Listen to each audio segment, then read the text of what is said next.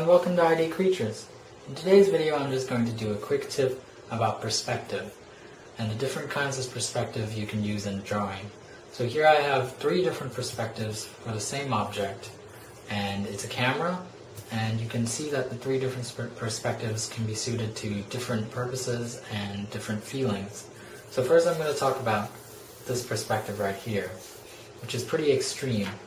It's converging upwards towards a point up there, and it's also converging towards the horizon as usual.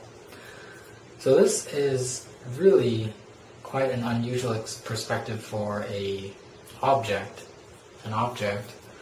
and as you can see it kind of looks like a giant camera, and to illustrate that I've kind of drawn this little guy right here.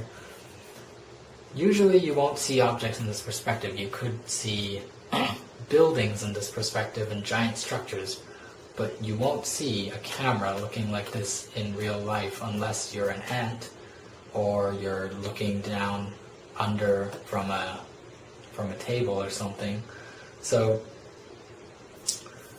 really you would only draw it in this perspective if you wanted to convey kind of a mood of presence and giganticness, and sometimes it's not really suited to objects like cameras, but it might be suited to more things like cars and things like that have to convey more power and presence.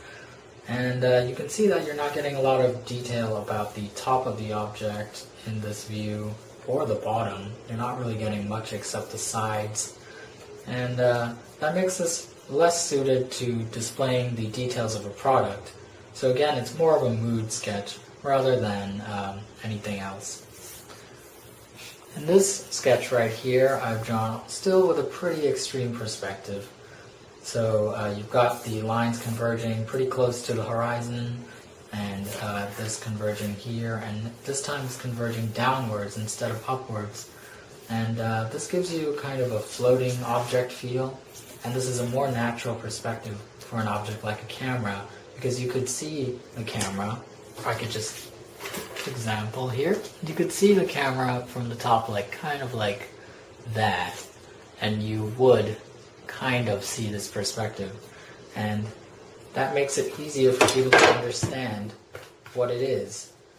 And this is still pretty extreme, as I said before, but that's okay because it gives the product a little bit more excitement. It's kind of like it's coming out at you, and when you're drawing you can use this perspective to show your product well, but keep it a little bit more exciting rather than too bland. So here you can see that you're getting a lot more detail out of the object. You're seeing the lens, you're seeing the top, you're seeing the side, and you're seeing the front of it. So you're getting a lot more information about this object than you were here.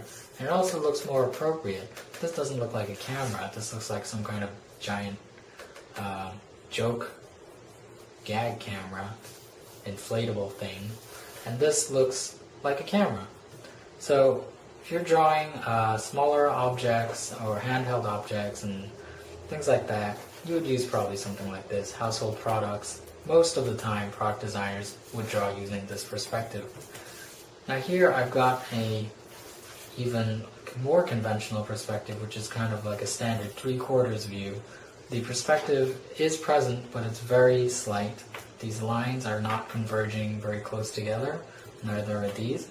This provides you the least distorted view of the product, and that helps you to draw it really clearly. So when you're first drawing your product, maybe you want to draw it like this. Maybe you want to get all the details down, all the perspective correct, before you move into more exciting things like this. So here I haven't really finished the camera, but you get the point. The body is much less distorted. You're still getting lots of information about the top, and a little bit more about this area, and more about here, and you're also getting the side. So this provides the most amount of information, but it is a little bit bland, and when you draw everything looking like this, it's going to look kind of boring. So I would mix it up with, when you're first starting out to draw your product, maybe you want to draw it like this, and then maybe when you want to add a little excitement to your sketch layout, maybe you want to draw it like this. And if you're drawing a building or a giant vehicle of some kind, feel free to use this perspective. But if you're drawing normal products, handheld products, household products, you wouldn't use this perspective. You'd probably stick to these two. So, hope that's been useful, and these are some of the perspectives you can use in drawing your products. There are lots more, but if you want to keep it a little more exciting, make the perspective slightly more extreme, but remember that you still have to convey the information in your sketch, so pick the correct perspective for what you're trying to show.